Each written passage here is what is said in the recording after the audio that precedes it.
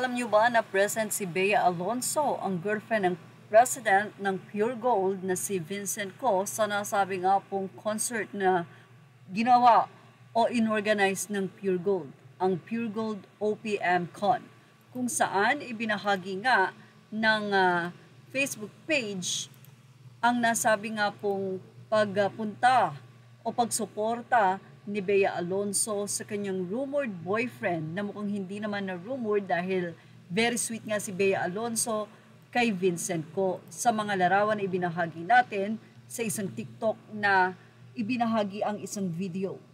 Mula sa nagngangalang Kaisar Vallejos, with the resounding success of Pure Gold PMCon 2025 at the Philippine Arena, this power couple is probably the newest staunchest supporters of the OPM industry in the Philippines. Pure Gold President Vincent Co and Bea Alonso. At syempre, ang mga namamayagpag na grupo at ang isa sa endorser ng Pure Gold, ang SB19, ang nagpakita at nagpasiklab sa nasabi nga pong stage sa Philippine Arena na talaga namang dinagsa ng napakaraming tao. Naging makabuluhan ang nasabi nga pong concert dahil ang mga OPM ay nagsama-sama, especially ang mga sikat na ngayon na mga boy band group at ang mga girl group katulad ng BINI.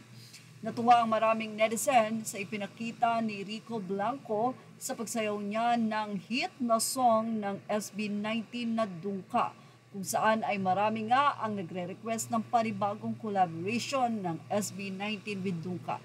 Well, mabalik tayo kay Bea Alonso. Nakita nga sa crowd na nandoon si Bea at nanonood at nag-enjoy sa nasabi nga pong concert.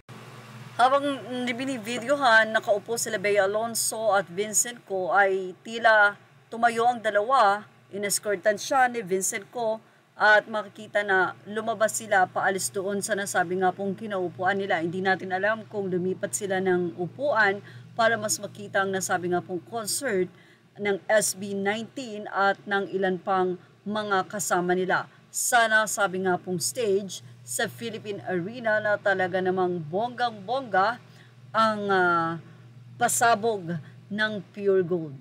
At yan ang ating Showbiz Snap update. Images are all credit to the rightful owners. Thank you for watching. Please like, share, and subscribe.